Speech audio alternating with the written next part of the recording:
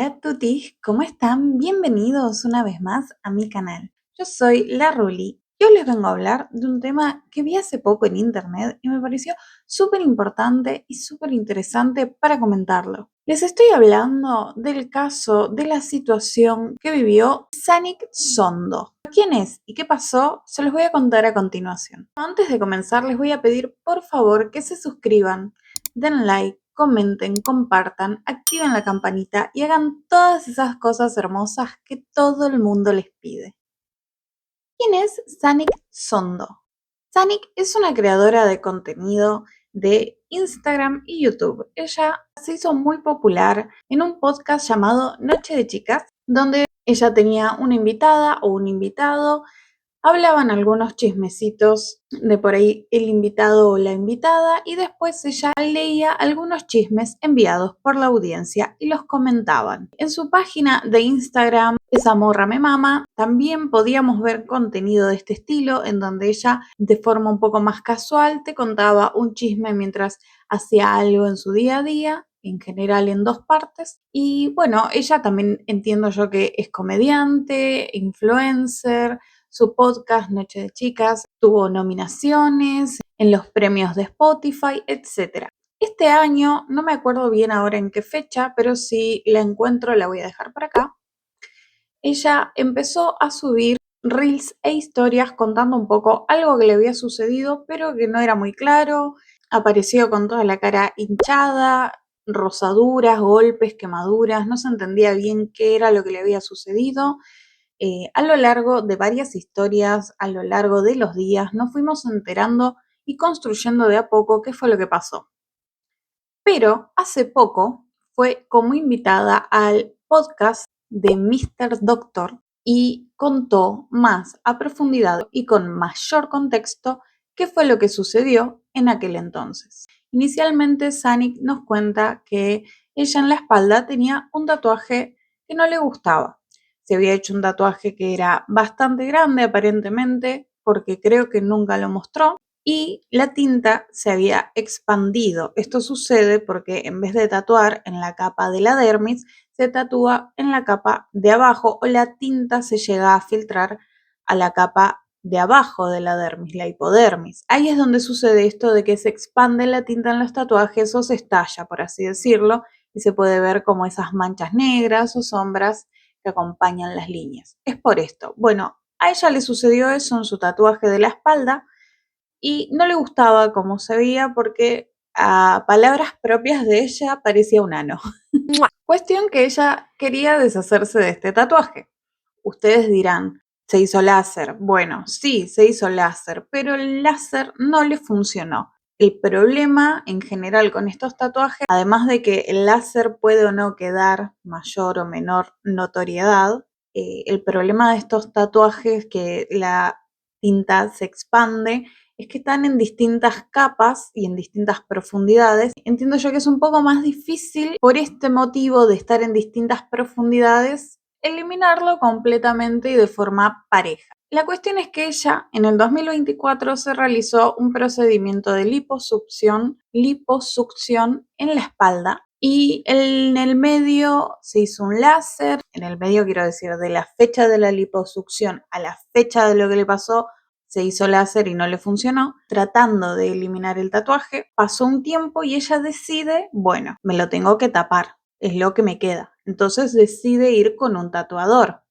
El tatuador le dice, sí, te lo voy a hacer y le recomienda que por el tipo de sensibilidad que ella tenía en la espalda, dado que se había hecho una liposucción en la espalda hacía un año, que había hecho láser, tenía como muy sensible la zona. Entonces le recomienda hacer las sesiones con un anestesiólogo. La idea era, en vez de hacer muchísimas sesiones haciendo muy pocos tramos de dibujo, hacer 3, 4 sesiones. Creo que finalmente lo habían dejado en 3 sesiones, donde se resolvía más rápido y quedaba mucho mejor el tatuaje, porque bueno, no es lo mismo estar tatuando grandes secciones que estar haciendo trozos en distintos tiempos. Eso hace que sea menos prolijo el resultado, ¿no? Bueno, se accede, se busca un anestesiólogo, el tatuador comenta yo conozco uno con el que ya trabajé, lo llaman, chequean credenciales, esto es lo que hace mucho hincapié Zanuck, es que chequean credenciales. Esta persona era un profesional, trabajaba en una clínica, tenía todo en orden, lo que debía tener, y proceden a organizar las sesiones con este anestesiólogo.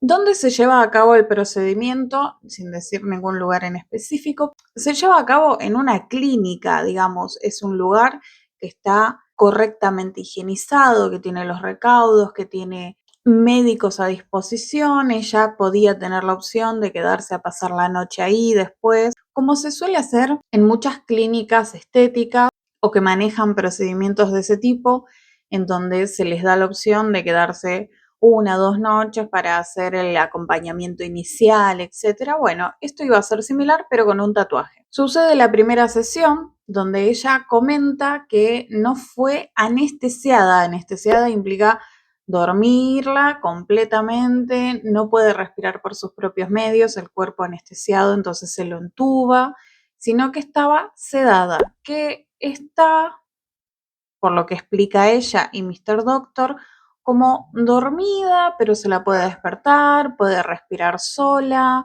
Así deciden proceder en la primera sesión de 6 horas. En esta primera sesión, lo que Zanuck nos cuenta es que primero fue acompañada por un familiar o amigo de ella.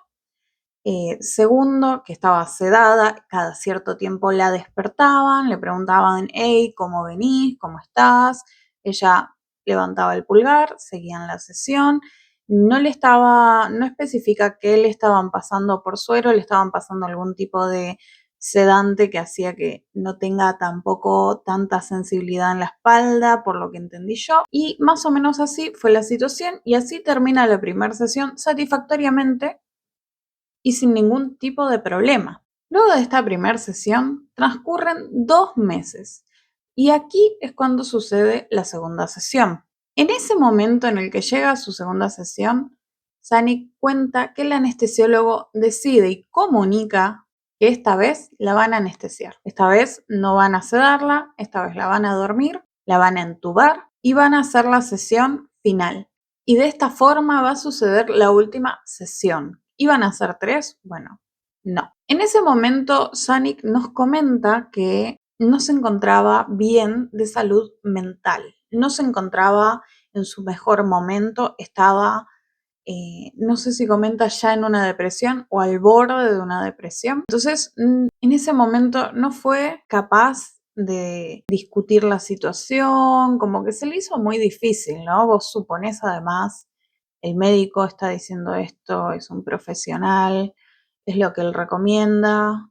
Bueno, aceptás, agachás la cabeza y aceptás que incluso es algo que sucede muy comúnmente, que uno le da la razón a los profesionales y a veces por no saber, por desconocer, por suponer que por ser un profesional va a tener las mejores intenciones o querer propiciar los mejores recaudos y las mejores opciones, etc. Lo único que ella le trata de aclarar es que preferiría no ser entubada porque en 2 días iba a tener una entrevista. El anestesiólogo aparentemente se jacta en ese momento de saber que ella era una persona que trabajaba con su voz, su rostro, de entender y saber toda la cuestión, ¿no?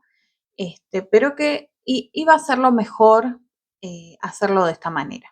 Y digamos que logra convencerla. Acá yo, como opinión personal, intuyo que la intención del anestesiólogo era acortar, agilizar, apurar el asunto, porque si no, bien no se entiende bien qué otro motivo habría, pero bueno, la cuestión es que van a proceder de esta manera, ¿no? Entonces tenemos una Zanuck que va a ser anestesiada en esta segunda sesión, que va a terminarse un trabajo que estaba pensado para 2 sesiones más en una y sin acompañante, siempre en la clínica. Con respecto a lo del acompañante, aclaro que ella también lo comenta y dice esto de que, bueno, le dijo, ¿no? En general te piden que lleves a un acompañante y ella pactó que, como iban a ser muchas horas, prefería llamar a alguien para que la vaya a buscar cuando termine el procedimiento y ella se despierte, porque era mucho tiempo para llevar a alguien y hacerlo estar ahí. prefirió no molestar, entre comillas, a nadie por el tiempo que iba a llevar esto. Ahora, como es un tatuaje en la espalda, imagínense que todo el tiempo tiene que estar boca abajo. Boca abajo no implica inmóvil, pero implica acostada, una camilla que tiene un hueco donde uno inserta la cara y es como las camillas de masajes, ¿no? Algo similar. Bueno, ella iba a estar en esta posición lo que llevara el tiempo del trabajo. Recordemos que había tenido una sesión anterior donde si bien estaba sedada, la habían estado moviendo un poco, acomodándola, habían estado despertándola, todo lo que ella cuenta, por lo menos. Entonces, ¿por qué habría de pensar que esta vez sería distinto, no?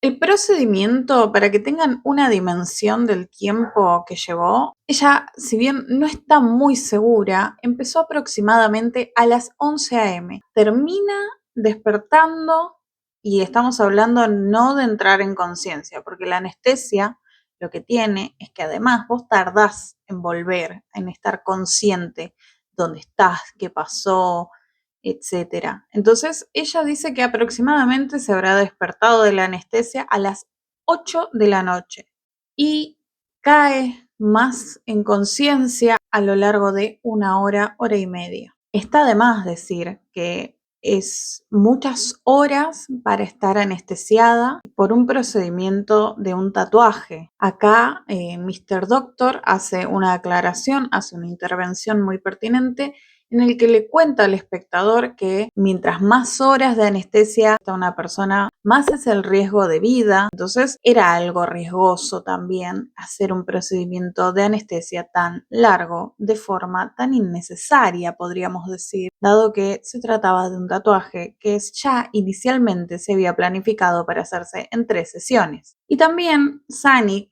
comenta que ella averiguó con otros médicos después de esta situación que vivió y la mayoría coinciden, si no es que todos, en que 6 horas de anestesia boca abajo es muchísimo y es muy riesgoso y que no lo recomiendan. Incluso las clínicas desaconsejan o no permiten tantas horas una anestesia para un procedimiento así. 6 horas es el máximo y el máximo muy peleadamente. Así que se podrán imaginar que esto no salió bien.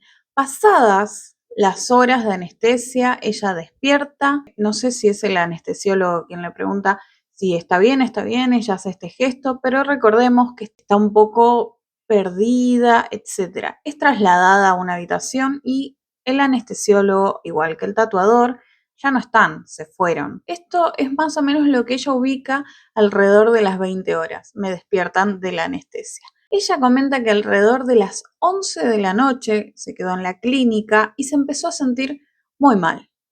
Empezó a sentir un malestar general, dolor de cabeza muy fuerte, le ardían zonas del cuerpo. Al revisarse se da cuenta que tiene quemaduras.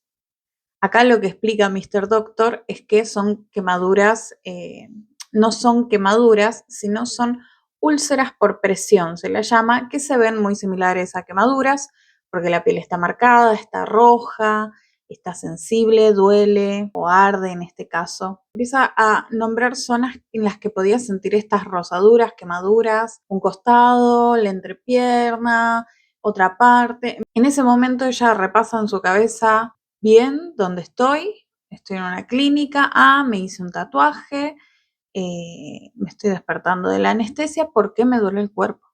¿Por qué tengo estas marcas? ¿No? Ahí es cuando ella se asusta, le da miedo que le hayan hecho algo mientras ella estaba totalmente desvanecida, dormida por la anestesia, ¿no? Hace como una especie de revisión mental y se da cuenta que no siente nada en esas líneas, digamos. Y las enfermeras más tarde también le dicen que igualmente tenía cámaras. Como siempre, que haya cámaras no significa que sea un seguro de nada, pero esto queda descartado. Entonces, tenemos a Sani con un malestar, ardores, quemaduras, dolor de cabeza intenso y aparece una hinchazón muy grave. Ella empieza a hincharse, dice que se nota una inflamación fuerte en la cara, que cada vez iba más, y desde la clínica intentan ubicar al anestesiólogo, pero no tienen mucho éxito.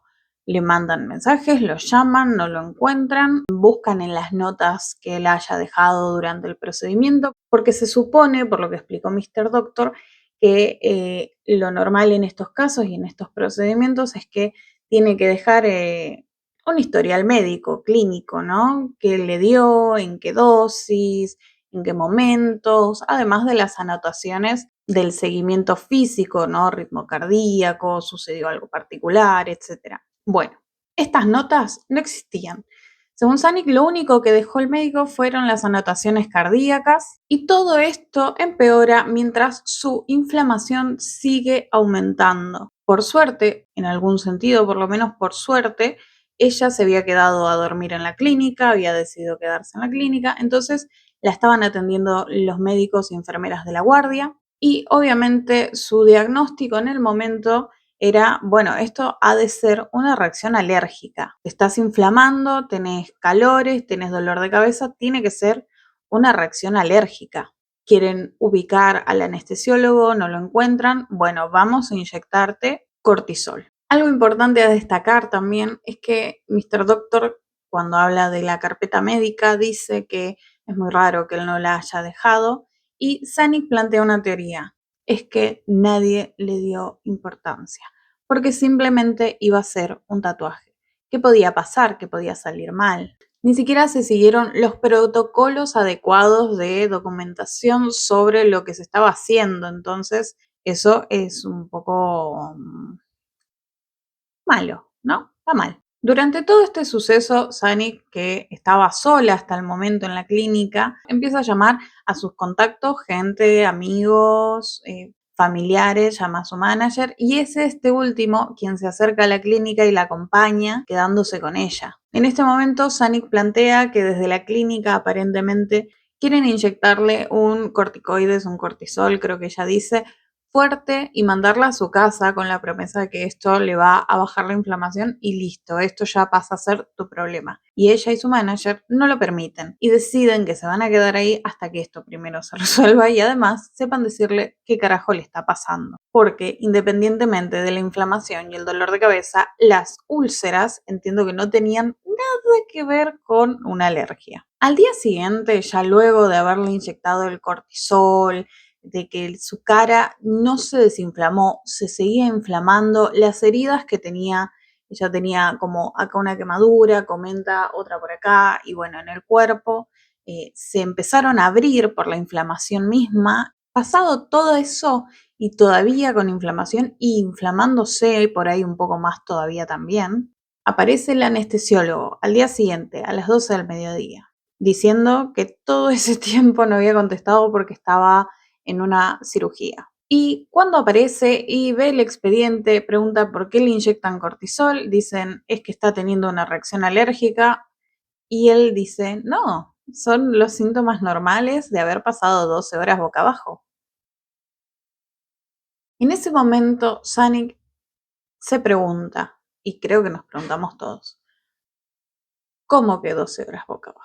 Vos, como profesional, propusiste anestesiarla hasta que se termine el procedimiento dejándola anestesiada, que es entubada por no poder siquiera respirar por sus propios medios, haciéndole un procedimiento de un tatuaje que no era necesario hacerlo por 12 horas y además generándole o sabiendo que le iba a generar esta inflamación y estas úlceras por presión, sabiendo o jactándose el anestesiólogo de saber que ella se dedicaba a medios, que necesitaba su voz y su rostro, porque es de lo que ella vivía. A pesar de todo eso y sin advertencias de lo que le iba a suceder, se hizo de esta manera y por recomendación del anestesiólogo. Esto que iba a ser una sesión de tatuaje y después a casa, termina siendo 4 días de internación. 4 días en esa clínica, desde el momento en el que se iba a tatuar, en 2 días tenía una entrevista, estuvo 4 días adentro de esa clínica internada con todo lo que devino de ese procedimiento de anestesia. Se le sigue dando corticoides, ya no sé si del mismo tipo o con la misma potencia, pero se le sigue dando corticoides, se les da otras medicaciones, traen a una persona de internaciones, que sí, que no, como que la clínica pareciera que no sabían muy bien qué hacer tampoco. Se dan cuenta que primero le vendan toda la cara, después le sacan todas las vendas diciendo no, no, vamos a dejar que las heridas como que supuren, ¿no? Porque tenía heridas que eran las úlceras que se le habían hecho, se le habían abierto, bueno, y después las vendamos, como que procedían y desprocedían, por así decirlo, constantemente.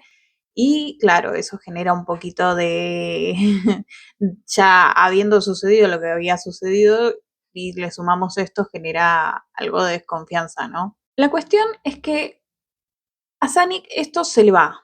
No se le va gracias a la clínica y no se le va en poco tiempo, ¿no? Esto le duró varias semanas, tuvo que tratarse de forma independiente. Al cuarto día se cansaron, ella y su manager juntaron sus cosas y se fueron, y fueron con profesionales privados, digamos, pagaron a un cirujano plástico para que le lleve el tema de las cicatrices, pagaron una dermatóloga, pagaron un montón de gente que fue a asistirla de otra forma y que le dieron otras cosas. El internista privado al que ella contrató y fue a ver le dijo, creo que por el exceso de cortisona estás teniendo un sangrado en el intestino. Y sí, además, el exceso de cortisona que le habían dado generó esto otro. Y esto me hace preguntarme, ¿por qué pasó esto? ¿Por qué no había nadie, y no hablo desde el lado de Sanic, desde la clínica, haciéndole un acompañamiento durante el proceso? Supongamos que el anestesiólogo dijo, yo solo soy anestesiólogo, de anestesio, me siento a leer una revista. Había enfermeras.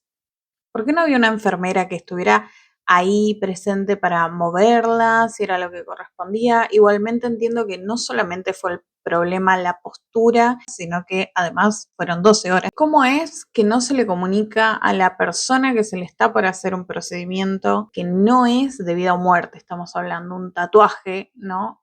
¿Cómo es que no se le comunica el riesgo que tiene estar 12 horas o los efectos secundarios que va a conllevar estar boca abajo?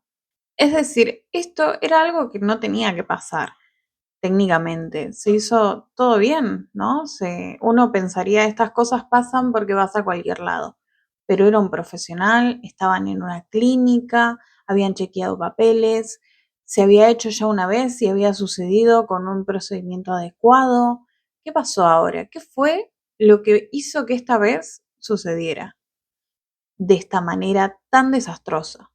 Y voy a comentar además que a mi parecer hubo un poco de esto, es algo que comenta Sanic más adelante también, ¿no? Este anestesiólogo estaba queriendo traer esta tendencia de anestesiarse para hacer tatuajes extensos, grandes y dolorosos, que es una tendencia que venía de Estados Unidos y él la estaba queriendo traer a México para implementarla y obviamente, ¿no? Entonces yo me pregunto, si vos estás queriendo traer esta tendencia, ¿qué clase de publicidad es esta? ¿Qué te estás queriendo hacer?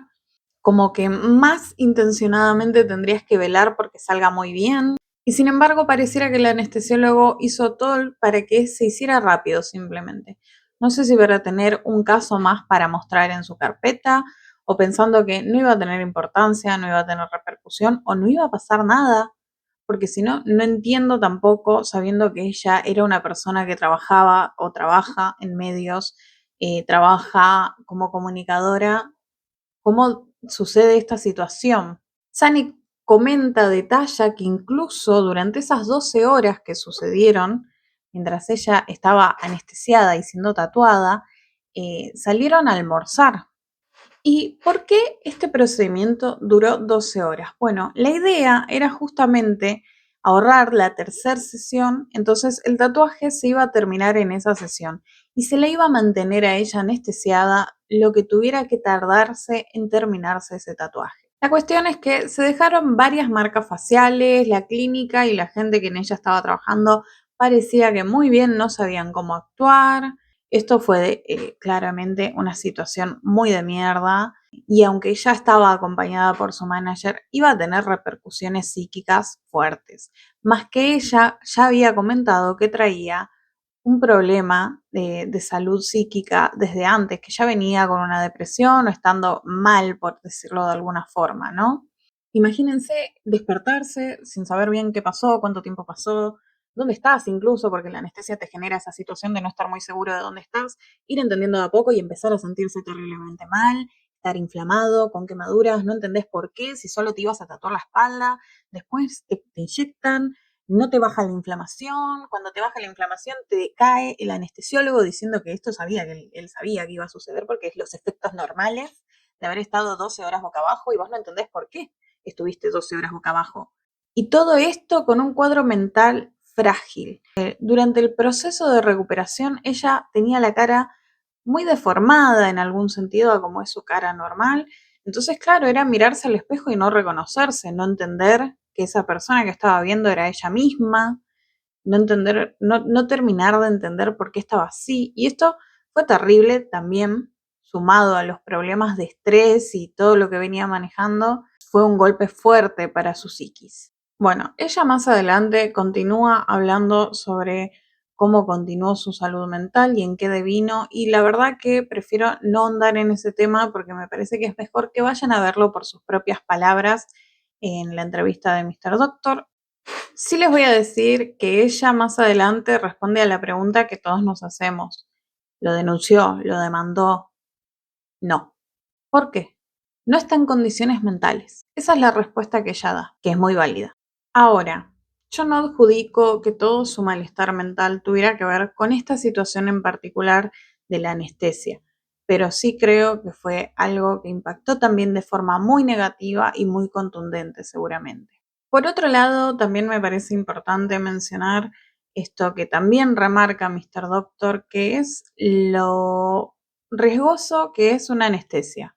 Muchas veces lo tenemos naturalizado, como sí, me van a anestesiar, no sé qué, para cualquier estupidez incluso, pensamos que es mejor que nos duerman. He conocido gente que incluso ha pedido que los duerman para que le saquen una muela. Y no hay que olvidar lo que implica a nivel de riesgos una anestesia realmente, porque le sacamos importancia, pero es tan impactante como lo que él mismo comenta, ¿no? Ya de por sí someterse a anestesia generalmente supone un riesgo, aunque sea mínimo, supone un riesgo porque pueden salir cosas mal. Incluso es mejor si no tenés que pasar por la anestesia, y no estamos hablando de anestesia local, estamos hablando de anestesia te duermen. Después, bueno, esto es lo que comentó Sanic, ¿no? El anestesiólogo que tenía la intención de traer esta tendencia que se lleva a cabo mucho en Estados Unidos a México, porque todo esto es de México. Esto sucede en México y ella es mexicana y Mr. Doctor también, por si no lo aclaré.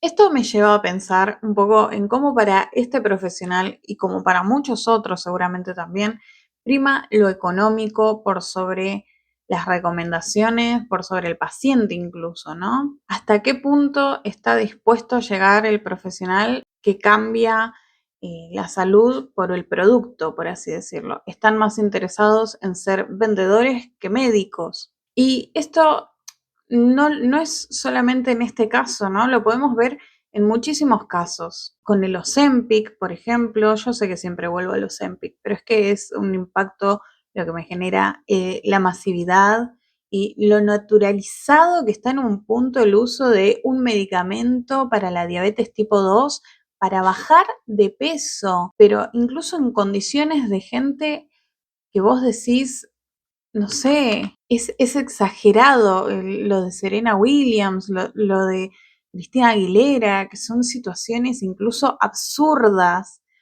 y sin embargo se tiene tan naturalizado el uso de Ozempic, incluso, no sé si lo escucharon, que se están haciendo como menús en Estados Unidos o combos en cadenas de comida rápida, combos Ozempic le dicen, no están así publicitados, pero es lo que se insinúa, son combos mini, porque ¿qué pasa? Las personas con Ozempic pierden el apetito, entonces son combos muy chiquitos, son combos de, no sé, por ejemplo, una hamburguesa mini que viene además con 7 papitas, literal, y una gaseosa mini.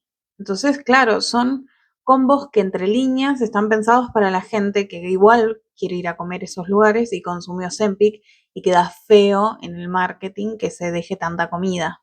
Es increíble, ¿no? La fuerza que tiene a veces, como el interés comercial opaca o anula el buen desempeño de un profesional o lo que debió ser el buen desempeño de un profesional. Y a mí lo que me pasa un poco es pensar esto de si esto le sucedió a ella, que tiene la plataforma, que tiene la guita, que es conocida, ¿qué queda para el resto? Yo entiendo que estos procedimientos no están pensados para que la gente de menos poder adquisitivo los adquiera, pero eso no significa que no van a llegar. Sanic es una persona que, además de tener guita, estar acompañada, tener las herramientas para entender que algo ahí que está sucediendo no está bien, la voluntad de quedarse en la clínica hasta que resuelvan y no irse cuando la inyectan, habla un poco de eso también. Me hace pensar en esto, ¿no? ¿Qué pasa con una persona que no tiene tanta plata para después tratarse, como se tuvo que tratar ella de forma independiente, porque aclara que ni la clínica ni el anestesiólogo pagaron nada? El anestesiólogo se hizo cargo de los 4 días que ya estuvo internada en la clínica, pero no pagó medicamentos, no pagó profesionales, no pagó nada, ni siquiera dentro de esos 4 días de internación, solo pagó la internación. Y además, luego le exigió o se comunicó con ella para ver si ella le podía pagar su trabajo. Y es como, perdón, no, agradece que no te doy una carta de documento en la mano cuando me haces así. No. Pero volviendo a lo que estaba diciendo, esto le sucedió a ella, que es una persona conocida, que tiene dinero, que tiene herramientas, etcétera. ¿Qué pasa con el resto? ¿Qué queda para el resto? ¿No? Incluso me parece grave y peligrosa la banalización que hay en estos procedimientos, y no estoy criticando a la víctima ni apunto contra las personas a las que les sucede esto. Estoy hablando de los profesionales en sí. Estoy hablando de que se banaliza tanto esto para que estas personas lo hagan así y no lo piensen tanto. Sí, no pasa nada, no te preocupes. Que estas cosas siempre tienen masividad y de una forma u otra llegan a personas con menos recursos, llegan a lugares nefastos que hacen estos procedimientos de formas clandestinas, ¿no? Y lo podemos ver, por ejemplo, en el caso de la coqueta con la layista, que va con la layista, que es la mina que le hace las pestañas a la casa, que no tiene una clínica, no tiene la higiene que corresponde y seguramente no tiene la formación que corresponde, porque no pongo un peso sobre la mesa por la layista con la mejor de las ondas para que vaya y le inyecte ácido hialurónico en los labios. La layista. Y así tenemos un montón de ejemplos. Y pensar que esto le pasa a la gente que puede acceder a esto nada más. No, porque justamente esto lo que hace que a la gente que lo puede pagar, la banalización que generan los médicos, los profesionales, los que lo venden y lo promocionan quizás también, hacen una banalización de estos procedimientos, de estos productos, que después, y bueno, sí, yo conozco a alguien que lo hace y termina llegando y todos van y se inyectan ácido hialurónico en los labios, y famosos y no famosos, y después incluso vemos a personas de los medios famosas que tienen que ir a retirarse el ácido hialurónico de los labios porque se les hicieron piedras, y ahí vos decís, ¿dónde estaba la profesional que te tenía que decir? No, discúlpame, yo no te voy a volver a inyectar porque acá se te van a formar piedras. Esto no se te va a reabsorber. Acá no te voy a volver a inyectar porque lo que te va a pasar es tal cosa. No sucede porque no importa con tal de venderte el producto. Pero insisto con esto, que es hacerle perder respeto, ¿no? Hacer que se sienta no tan grave, hacer que no parezca tan importante, hacer que uno ni siquiera piense en los efectos secundarios, ni siquiera piense en los posibles riesgos o en los riesgos a largo plazo o en los riesgos de la reiteración en tiempos muy acortados. Nunca escuchás el caso de no, yo me quería ir a hacer esto, aquello y no sé qué, no sé cuánto, inyectarme, ponerme, subirme, bajarme y me dijo, no te lo recomiendo porque a largo plazo pasa esto, no sé qué, no sé cuánto. No lo escuchás porque la medicina estética está en el ya, sí, pum, te inyecto, va, sube, baja, te lo pongo, te lo saco, mañana lo arreglamos de nuevo, no pasa nada. Y sí pasa. Después también otra cosa que me gustaría mencionar, que obviamente es súper claro, pero la desconexión que hay entre la salud estética y la salud mental, pareciera que es como que nunca sucede la conversación entre la medicina estética y la salud mental, ¿no? Como que no pareciera haber un planteo. Es como, no, bueno, pero vos te lo querías hacer. ¿Cuántas veces con fines de venderte un procedimiento médico estético o con venderte una inyección, con venderte algo que tiene que ver con la estética, los profesionales pierden el interés en ponderar primero al paciente y ponderan primero la plata que eso va a traer, ¿no? Omiten efectos adversos, evitan hablar de consecuencias a largo plazo o hacen recomendaciones camufladas o no tan camufladas, como, no, esto lo están usando mucho para bajar de peso. La incitación en venís en 2 meses y te vuelvo a inyectar y te hago un retoquecito. Y detrás de todo esto sigue estando constantemente lo mismo, reducido a algo que no importa, no pasa nada, es para que te veas linda, para que estés mejor, lo rápido, lo ya, el ahora, eficaz, sin riesgos, es todo parte de una misma estrategia de marketing, no se habla de riesgos, no existen efectos secundarios, no puede pasar nada, no puede pasar nada. Y lo voy a aclarar por última vez, esto no es una crítica a Sanic ni a personas que se hayan hecho procedimientos estéticos, así hayan salido bien o mal. Esto lo que busco es reflexionar. Apunto a profesionales médicos que actúan como vendedores más que como médicos y ven clientes en lugar de personas. Y de nuevo, a veces no son solo los médicos. Muchas veces caemos por el efecto contagio de la popularización, ¿no? Como fue en su momento con las carillas dentales y cantidad de gente que se sometió a este procedimiento, incluso yendo a lugares donde sí se los realizaban porque médicos dentales lo desaconsejaban y buscaban donde sí se los realizaran, dañando piezas sanas, dentales. Y bueno, gente, me parece muy importante hablar de estos temas para concientizar. Si llegaron hasta acá, les agradezco muchísimo por ver el video. Me pueden dejar en comentarios su opinión, los voy a estar leyendo. Si quieren comentarme algo, pero no saben qué podrían comentarme, me pueden dejar este emoji acá y con eso me ayudan un montón. Y sin más que decir, me despido. Adiós.